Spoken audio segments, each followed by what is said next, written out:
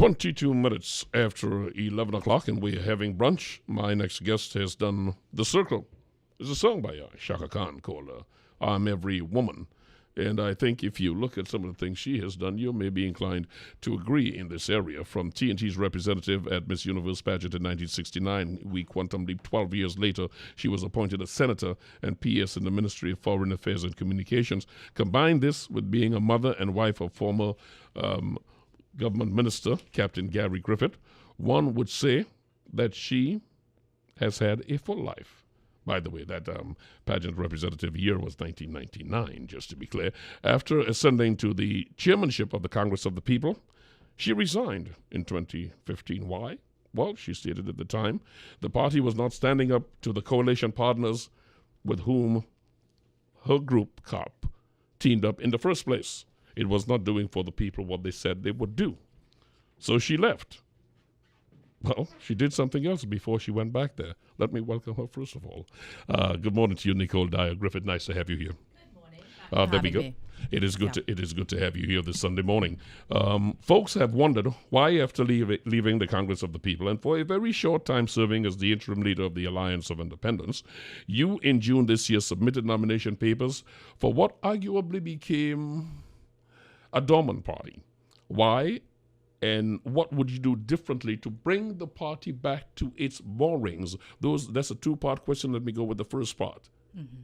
You left and you decide you're returning. Why? Mm-hmm. You know, Mr. Bishop, one of the important things about being able to transform is to make decisions that sometimes may be popular decisions or maybe unpopular decisions, but that you make a decision and you do something. Mm. The history of the Congress of the People is that in 2005 or so, the then political leader of another political party felt that the moorings of that political party was not in keeping with his own, ethos. And he left and he formed the Congress of the People. So therefore, because of course there are people saying, oh, but you're not loyal. And so come on, that is the way in which the COP started, by the similar taking a position and taking a stand and acting on that. Now, when I became part of the Alliance of Independence, we started getting really good traction. People were attracted to what we were saying and what we were doing. And then many of those persons started to liaise with young people who felt that they wanted to have more of a greater say in political education and understanding what politics is of and about. And so that organization started to take a different spin and a different turn, less of a political spin and turn to more of a party school type of structure. And I support this 100%. However, based on my discussions with them and looking at the current political framework, they all began to share the same view that maybe what needs to happen for you politically is to get back with the first party of your political choice, which was the COP, and see if it is you can infuse some lifeblood along with many other persons who perhaps would have also left before me or with me or so. And it was as a result of that I joined the organization. I submitted my membership form. I submitted payment to become a member of the organization, and I was interviewed by the interim body that was in charge or lead team of the organization, along with a number of other persons, and my membership was accepted. I received a letter congratulating me for joining the organization, and as a result of that, I then proceeded to submit my nomination and interest for the leadership position of the party. You will be okra with what would have transpired after that. One gentleman submitted a legal claim that, questioning my membership. Now, subsequent to that, when that was done, the team, as it were, or two of the persons that were identified in this legal claim, they called a meeting with the three candidates and we discussed issues around that. And then, because we had seen that the elections were being postponed via media release. And after that, they called a meeting and so on. We verbalized, I've certainly verbalized that my feelings that, the election should not be postponed because of the impact and the potential impact that can take place within the party. Subsequent to that meeting, a membership meeting was called, which I think was one of the things that was requested by the gentleman who brought the legal action. And the members of the COP that were present at that meeting discussed and ratified a new date for the election, thereby inferencing and ratifying anything else around that and confirming that the election should proceed on Sunday, the 20th of August, with the three candidates. And as far as I am concerned, Mr. Bishop, anyone wanting to become the leader of an organization, one of of the key points is to represent your members' views and opinions and to respect the decisions of the membership of the organization. I am in no position to go against what the decision was taken by the members. The decision of the members is to proceed with the election on Sunday, and that is exactly what I am intent on doing. The voice you're hearing is that of Nicole Dyer Griffith. She is aspiring to be the leader of the Congress of the People. I did mention a two-part question. There was an excursion, albeit short-lived, with the Alliance of Independence.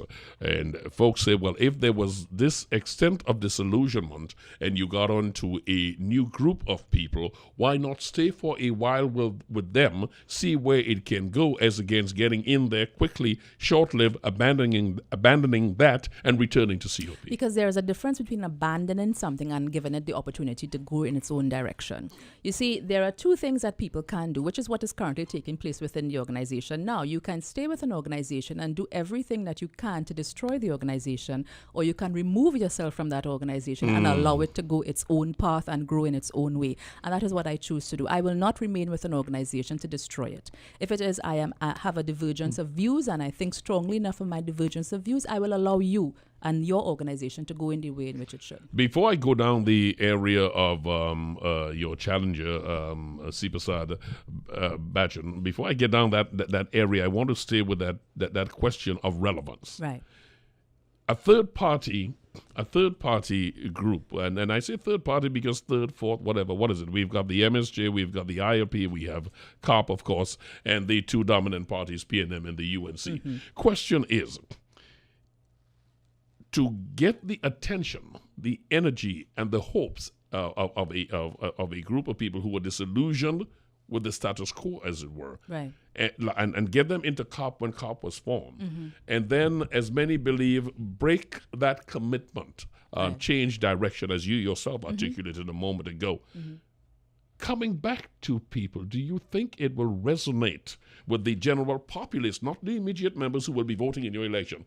Will it resonate with the general populace to have, quote unquote, a third party come back in it, particularly one that lost face with the people it attracted in the first place? Yeah, well, it is going to be difficult. It's no easy task. But the first thing that needs to be eliminated is that concept of a third party, because I believe when you label yourself as coming in third place, you automatically put a stigma that is very difficult to erase. So I like to term the COP and all other political organizations that represent the marginal populations, parties that represent the marginal populations. So therefore, you allow yourself the opportunity to grow, you allow yourself the opportunity to leave the doors open for other persons and other political parties to become a part of it. I'm not going to label anything as coming third, because when you do that, you automatically close the doors for your own pathway into governance, because the objective of any political party is to become the next government, isn't it? So therefore, you must keep those doors open, and you must be very careful about how the stigma you attach to the organization. Now, with respect to inviting persons and persons being scarred as a result of the experience, I, along with thousands of other people, we were scarred as a result of the political experience coming out of the COP and the relationships and so.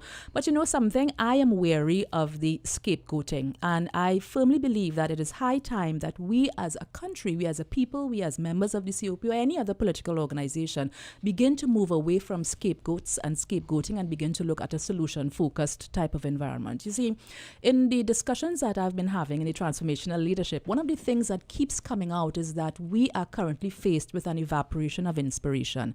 An evaporation of inspiration from a leadership perspective come all the way down, and therefore we must do some serious introspection in understanding what is the path forward, and understanding that the path forward must be an inclusive path, Mr. Bishop. It cannot be a pathway where we as a COP fell on the side where, I'm sure you would have heard a knife and fork party and all the other things, labels that were attached to the Congress of the People. We need to become more inclusive. We need to demonstrate that we are more inclusive. We need to move away from stigmatizing persons who may support any other political party. We need to begin to demonstrate that we are interested in all the people of Trinidad and Tobago. That statement, was that any acknowledgement that at one time the party was known as the elite party? It was one of the labels that was attached to the organization from 2006 come forward. It was. There are a lot of folks who are going to ask the question.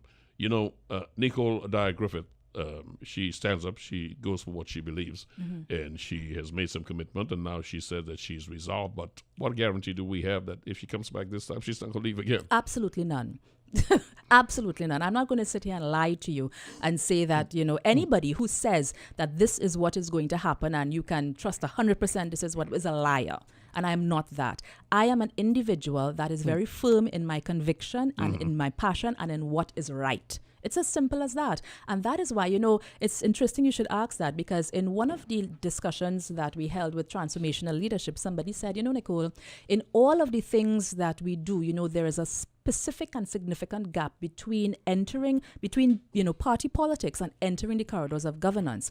And traditionally, people have demonstrated, politicians have demonstrated that it's very challenging for them to bridge that gap and shift from being a party, politics resident within party politics and moving into governance. There is a gap. So that if it is you were to be afforded the opportunity to enter the corridors of governance, how do you propose to fill that gap, knowing quite well that the decisions that may be taken would guarantee that you will not be there for another term? So that, after thinking about it, the answer is very easy, Mr. Bishop. I have lived a very fulfilled life. I have had ups, downs, lefts, rights, and all of the things in between.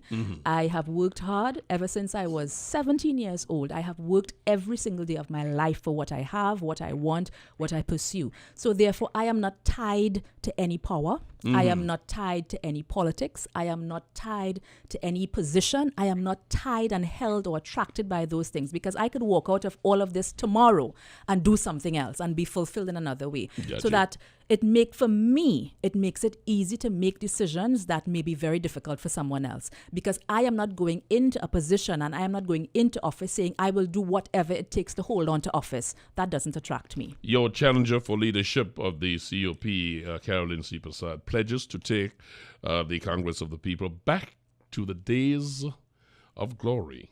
What is your priority should you win the party's leadership? My priority would be to take the Congress of the People forward. I am not interested in going back or backwards or anything like that. What is important is that we learn from what would have transpired in the past and utilize that to build on a platform moving forward. Nicole, folks, as you said, and I understand, and it's actually good that you looked at it, not to have yourself labeled as a third party, because the message is always the important thing. Yeah. However, you're going to be a party representing a small part of Trinidad and Tobago who feel disenchanted. They disenchanted, for instance, because unfortunately we have governance here by race. Let's just be straight up for what it is, as unfortunate as that is. Should you be elected? One of the questions, because what caused the problem here in the first place with the original idea of COP, from my understanding, is that they were being carried by the majority party and they were not standing up. That's what your problem with them was. So coming in as a party representing a small segment, in order to ascend to any degree of governance, you may have to have an accommodation. Would you commit, for instance, if you become the new leader, that COP will continue to fight this fight alone, or there is another chance of joining another coalition? Well, what you're saying would be based on the premise that there is a small margin of the population that is now considered marginal. I disagree with that, because politics is a dynamic animal. And based on what we're seeing today, Mr. Bishop, we are seeing that people are completely disenchanted because, as what I said, there's an evaporation of inspiration. So persons who would have felt disenchanted before in 2010, where they voted in this new government, they are very disenchanted, and that group is growing and the margins are getting wider and wider. So that because of the dynamism of the political landscape, I will not leave anything to chance, and I do not believe, and I will not label the chances of the COP as having to attach itself in a parasitic type of relationship with anyone to get to where you need to be. It may not initially be parasitic. It never initially is parasitic. It always presents itself as symbiotic, and then at some point in time becomes parasitic. But the point is that I will not close the gap and label the organization as representing a small margin because of the politically dynamic landscape that we're currently in, and it's not only in Trinidad and Tobago. You would notice what's taking place in the United States with North Korea and everywhere. There is a global political dynamism that is really fodder for persons like me who tend to study diplomacy, and so really taking taking place globally. So I will not leave anything to chance and just close any door and say, well, we have to enter into any type of relationship at this point in time. And the reason I ask that is because globally, whether you go to Mr. Netanyahu or whether you go to Ms. May, you're going to find that these coalitions, they are just not working. You said it. I mean, they just fall apart. So you are not disposed to coalitions. You're going to carry the fight as the Congress of the People, optimistic that there is sufficient disenchantment that you will, in fact, be able to overcome the Herculean task of race in this country. And even though people are disillusioned with their particular parties, they will move to a COP situation. That is your The hope. only thing I am currently fully disposed to the idea of is to learn from the current transformational leadership discussions that were taking place, to listen to what the people have to say in terms of what they would like to see in a leader, and to understand, to try to implement that, to encourage those who are members of the Congress of the People to be the best version of what they can be, and for the organization to be the best version of the organization that this country deserves. Am I correct that your campaign manager is your husband, Captain You Gary are Griffith? correct. You And are he correct. said that he was afraid of this electoral process, this internal politics here, getting very nasty. Well, it's interesting that you should mention that, because just this morning, two things happened. This morning, I was looking at a thread on social media, and I saw one person who's supporting one particular camp stating that, why should I support a beauty queen? A beauty queen cannot be a politician. And exactly as you're shaking your head now, I started to shake my head and It's said, sexist and ridiculous. It's I mean, really. ridiculous. I said, I can't believe that we're having this type of discussion in this 2017. I was really disappointed to see that. And then I saw images of things, related to family matters, and so my family matters. And that really is disappointing to me, particularly coming from persons who espouse the issue of new politics. It's disappointing. And I really wish that we would move away from that. Well, usually it speaks more of the person projecting this than it does of the victim, as it were. And I'm glad that you mentioned it, but usually I like to walk past things like that. Yeah. I would step over it, if you can get my meaning. Let's talk about the challenges facing the nation. Sure. All right. You speak in terms of, listen, if I ascend to the leadership of this group, we will work towards moving things forward. You say, I am not going to immediately fall, or I'm not disposed to falling sucker to any coalition, as it were. There are challenges in the country. Yes. Economics, crime, two primary, among many others. There are some parts of the economic challenge that the citizenry of Trinidad and Tobago and the resources of Trinidad and Tobago has no decision in the global picture. Right. We just have to take what comes down. All right, OPEC is going to do what they're doing, and even though OPEC is having a hard time doing what they're doing, because when they try to control the price on this side, the shale is going to come on that side. So you're in that kind of situation. So we are the whims of the rest of the world. Let me take the first part, and I'm going to the economy in a minute, but let's deal with crime. Sure. How would you propose to change the dynamics, change what's on the ground in Trinidad and Tobago? I'm not going to ask you for a panacea. I don't expect you to have one. Right. But give me some guideline as to how you think COP can approach this differently than what is being done today. Well, Mr. Bishop, recently I saw that there were commemorations for the July 27th attempted coup. And I always my mind immediately goes to the fact that, yes, it's important for us to remember this event, but it's more important for us to do what needs to be done so that an event such as this will not be repeated. Which brings me to the point of the Commission of Inquiry. You would recall that much money was spent on a Commission of Inquiry into the July 27th attempted coup. And the report from the Commission identified 33 recommendations to be undertaken so as to ensure that something like this doesn't repeat itself. Of those 33 recommendations that were implemented, only 7 of them were actually implemented. And of those that were implemented, it's my understanding that many of them were kind of watered down at this point in time. Now, one of the recommendations that was implemented is that there must be a more combined and strategic and collaborative approach to the issue of intelligence gathering and to the issue of responding in real time to issues of national safety and security. And hence, something like a National Operations Center is one of the main things that must be implemented implemented so that you'll have a more coordinated approach responding to issues of national safety and security. You would recall that in the previous administration, a National Operations Center was developed around the Savannah, and there was a joint approach, and things were starting to be put in place for a more collaborative approach so that you had all of the factors of national safety and security resident or representatives resident within this National Operations Center. So there was a stronger, cohesive, coordinated approach. You'd find that if it is you were here, you'd see a presence of police vehicles, rapid response, and a number of other immediate response vehicles operating on an on-time basis. And so what has happened with that? Is that the same thing that the NSC, the National Security Council, is doing? No, the National Security Council is the overarching body that is supposed to observe and manage the national security structure of the country. It's similar to what is designed in the United Kingdom called COBRA, which is the Cabinet Operations Briefing Room. But the difference being that the COBRA in the UK is resident within the National Operations Centre type framework. Okay, so it's more like what the gang aspect together with the firearms aspect working right now, what they are doing? No. The Inter-Task Force? Well, no, it's separate. Interagency Task Force. The Interagency Task Force is one arm. The National Operations Center is supposed to be a combined unit that has representatives of all of the arms of national security. So that is not only a subset of the police, but you'll have representatives from the fire services, from all of the emergency services, all of the security services resident within, or representatives resident within one area, so that you have an immediate coordinated response should it be required. So that you have various structures within your national security. You have the National Security Council that is comprised of the Prime Minister, Minister of National Security, and all of the heads of the agencies, and they report into the chair of the National Security Council, who's the Prime Minister. And then you have the various arms of national safety and security. So one of the recommendations coming out of that was to design this National Operations Center that will have this coordinated approach.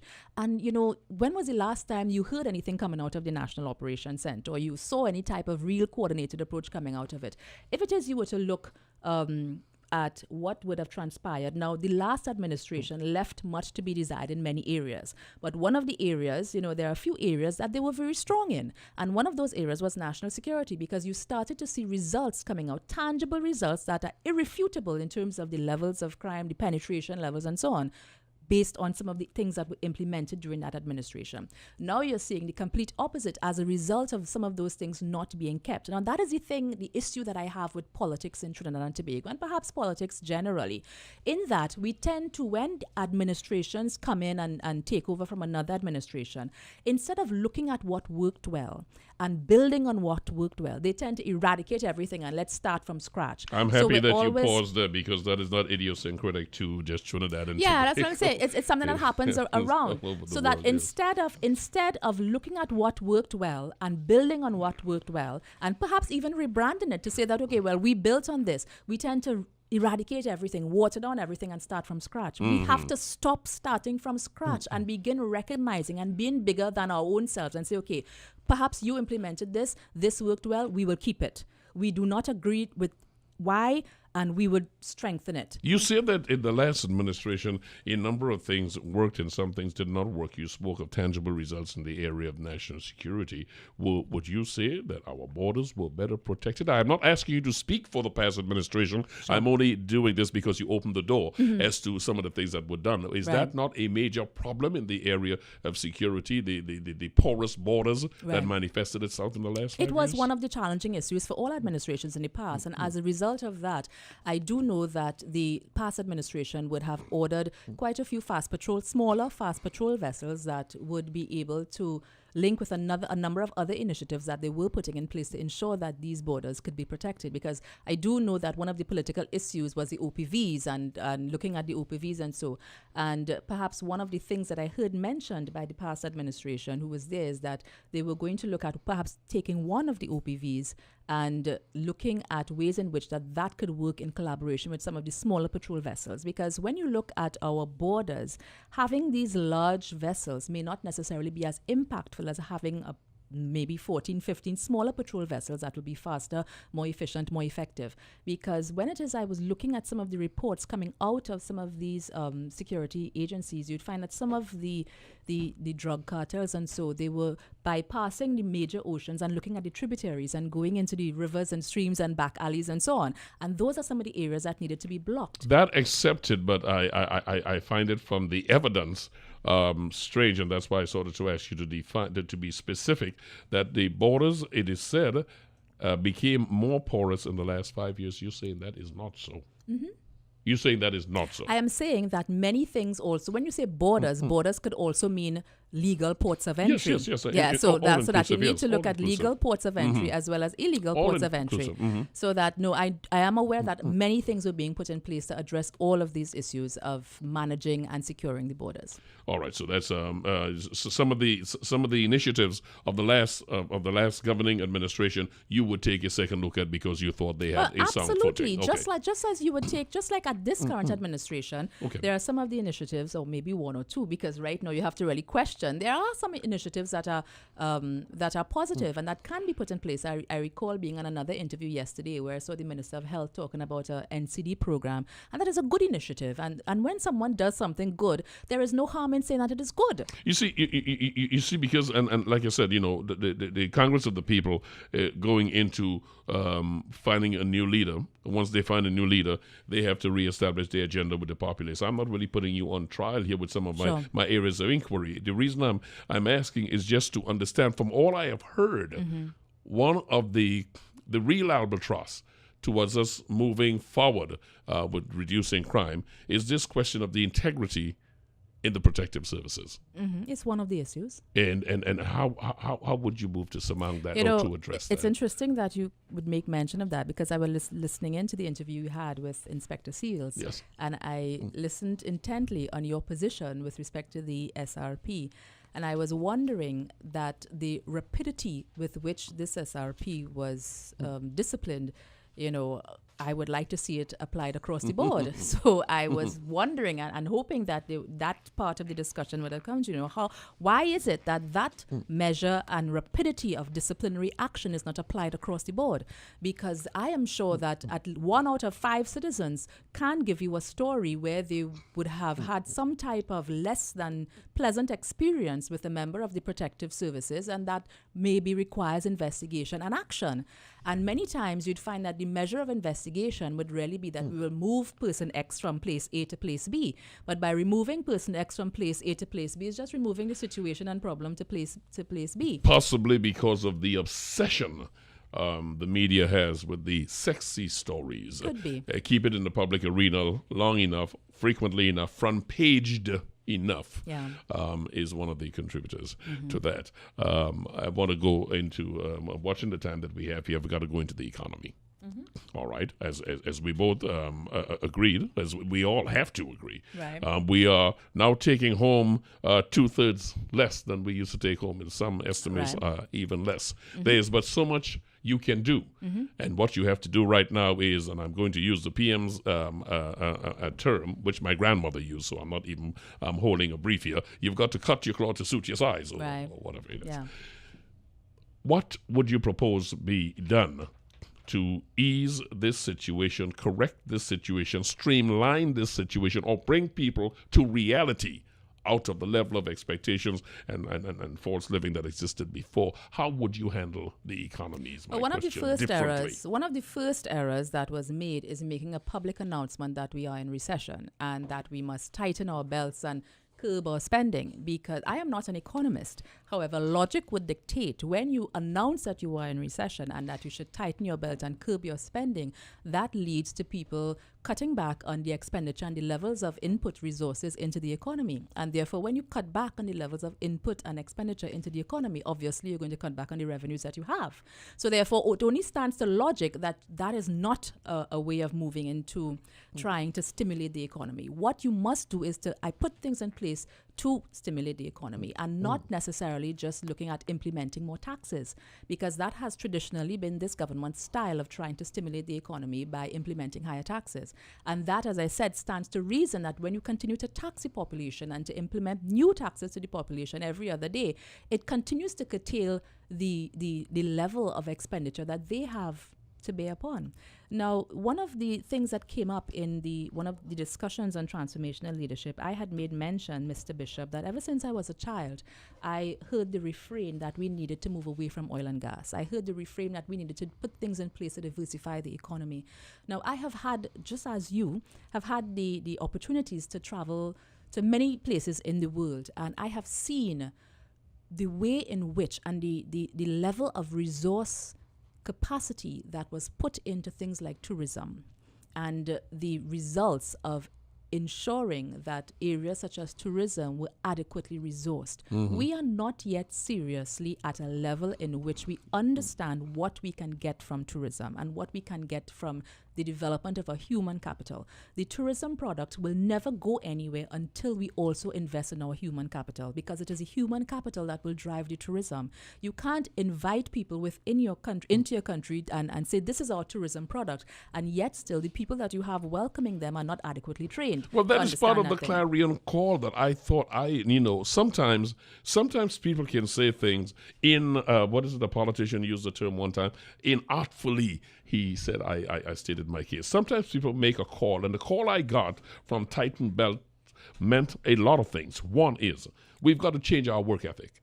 Two, we've got to understand that when people visit you here, you are the host and you've got to start giving service. We don't give service to ourselves. No. So we have a national problem from that level. The other part of belt tightening, and I understand it does send a signal, guys, we're going to belt tighten, but you have to let people know that, because if all of your initiative is going to be reduced, some substantially, you have to tell the public this is what's going to be. So on the one hand, why I can say, well, you want to stimulate the economy, you have to learn somehow to do this balance. The balance is called chewing gum and walking at the same time. While you're trying to do that, however, there is a reality, and the reality that we've been living off the fat way too long. The last report that's coming out from the central bank talks into now, instead of us having the money and taking the loans from the banks, we start to get on the credit card. We've got to find some way to cut that down. How is a COP going to do what this government had to do, or any government would have to do, without telling the populace, listen, this is the truth. It's going to be hard for a while. Well, you see, you've just hit the nail on the head. Politicians historically shy away from telling the truth if it will have a negative political impact. And that's as simple as it is. And that is why I said that sometimes you need to go in there understanding what the political implications can possibly be. Give me a couple of things specifically that Let me give you an example as it pertains to having the political will to get things done. I recall the current Attorney General taking on the issue of child marriages head on. And he was very politically brave in ensuring, because he got a backlash, but he maintained, he stayed the course. He was politically brave in ensuring that the legislation did get passed, because we were trampling upon human rights, we were trampling upon the United Nations Declaration, and so he needed to do what needed to be done. Yes. Exactly. However, it is the same Attorney General whom I had submitted a petition to consider legalizing the option of pepper spray for at least the women to carry, to buy themselves 1 or 2 seconds to get away and to protect themselves. But yet still we're taking months and months to look at this and to look at that, and taking too long to make a political decision for fear of making a decision. Suppose pepper spray gets into the wrong hands, and what could be the political impact. And that is what I'm talking about. Sometimes we tend to take too long to make decisions. Sometimes decisions need to be made in the best interest of all, regardless of the political outcome. He was brave in one instance, and I gave him kudos and props for that. But in the same way you were brave at that point in time, you need to do what needs to be done. I'm going to blame the host for me backstepping here. I'm going to blame myself, and I'm going to backstep here. I should ask you, give me a 1, 2, 3 of how you would approach the crime situation, and a 1, 2, 3 on how you will approach the economy. Why? Because these are the dominant issues. Let me get a 1, 2, 3 from a COP under the leadership of Nicole, Dyer, Griffith. Number 1, 2, 3 on crime. Number one, as I made mention, is there is a simple thing called a SWOT analysis. You can look at the strengths, weaknesses, opportunities, threats, and there is enough information and reports and recommendations out there of things that worked, of things that did not work, and on things that needed strengthening to continue to work. I have that at my fingertips. So that is what is going to be done as soon as I get into office, if I were to be afforded the opportunity. There are people on the outside there, if you just look on social media, who are very okra with what needs to be done from a national safety and security perspective, from a criminal justice reform perspective, and from a number of areas that could adequately strengthen a response to national safety and security. At your fingertips, you mean you can get that expertise from your husband, as it were? Amongst many other people. There are people like, and pardon me as I call the name Rennie Cummings, who is on Facebook and on social media, sharing her information, sharing her knowledge, and there are many people like that on the outside. Why are we not using these people? Why are we not using their experiences and so on? So that is national safety and security. What was the other question? I asked you for 1, 2, 3. I got 2 from you. I can run with that. And then the other one is the economy. The economy, from a COP perspective, I recall when the COP had started its first conversations with the national population, coming out of that were a number of policy prescriptions for every area of national development. One of the things that needs to be done is to engage in a discussion with persons who are okra with the economics of Trinidad and Tobago. As I mentioned, I am not an economics, an economist, and one of the first things of hallmarks of a good leader is recognizing where you need help and where you need support. And therefore, that is one of the things that I will be doing, is enlisting the support of persons who are okra with policies and prescriptions pertaining to the economy. But from a layperson's perspective, I am certainly firm that you do not make statements and say that we are in a depression and that you need to tighten your belt and stop spending.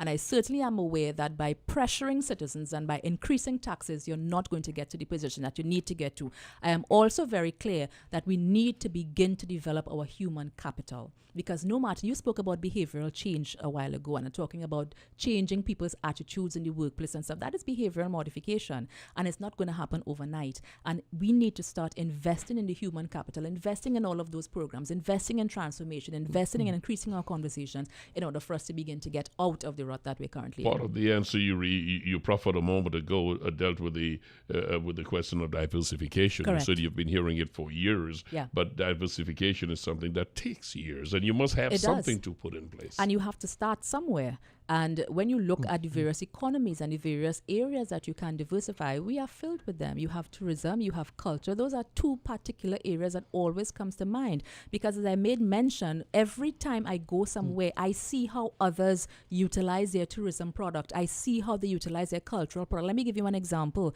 I was in Asia at some point in time, and I overheard some persons discussing how the national instrument was developed in Japan and how the Japanese were utilizing it to develop their own GDP and how they were utilizing for their own cultural promotion. And it really disturbed me to understand that we are allowing these things to slip from us. Perhaps it is because we do not understand the influence and the impact that our culture and our tourism can have on a GDP, but those are discussions that need to be had. Long-term planning is not something politicians are known for, really. And that in conclusion, I have to ask you about the state of our social services. Right. What would COP do? Because we have a population that's getting older. We have a lot of people who are being displaced, a lot of people being laid off, and so on. We have a social problem going on here that is not dissimilar. As a matter of fact, it's actually linked with some of the mental problems we have here. So we have a health aspect of the social services that is deficient, that we need to improve. Give me some of the suggestions that COP, some of the angles COP will look at, some of the policies you would hope to implement to deal with that. I can sit here all day and talk about social issues because we currently do not have a working infrastructure for the support, the social services support network that we need to have. You made mention about mental health, and so when I was a student nurse and I had to do part of my internship in the St. Anne's Institute as part of the experience, from way back then and even before that period, we lacked a solid mental health infrastructure. You would be amazed at the amount of people walking around in this country who are impacted upon from a mental health perspective, and we do not have the support structures in place to provide what they require. That is one thing that must be revised and must be looked at. In terms of the social services net, I am not sure that there is a social services net currently in place, because I think I heard the Minister of Social Development or someone within the current infrastructure stating that the food cards and a number of these social implementation objectives were removed, were reviewed or diminished or decreased. I'm not sure. I had the minister here, and she did not. She's, a matter of fact, trumped ways in which they were expanding it, but that's in some ways they're expanding the social safety net because of the prevailing conditions. Well, perhaps if they are expanding it, well, then more work needs to be done on communicating what they're doing, because I am not aware of it and I haven't heard it anywhere. So I would really like to know what is the expansion taking place in terms of developing this social safety net, so that people on the outside who require support would also be aware of what is available to avail themselves of that support. August 20th is the big day. Yeah. August 20th. When is August 20th? Sunday. Next Sunday. Next Sunday. Yeah. Next Sunday. Your main contender. You have just one main contender? Contenders. Contenders. Yes, all right. You have two contenders Yeah. going for this position. Nicole, Dyer, Griffith, I wish you the best Thank you. at it. And after that is settled one way or the other, we must continue our conversation. We must. Thank you so much for taking the time to be Thank with you me for this having morning. me.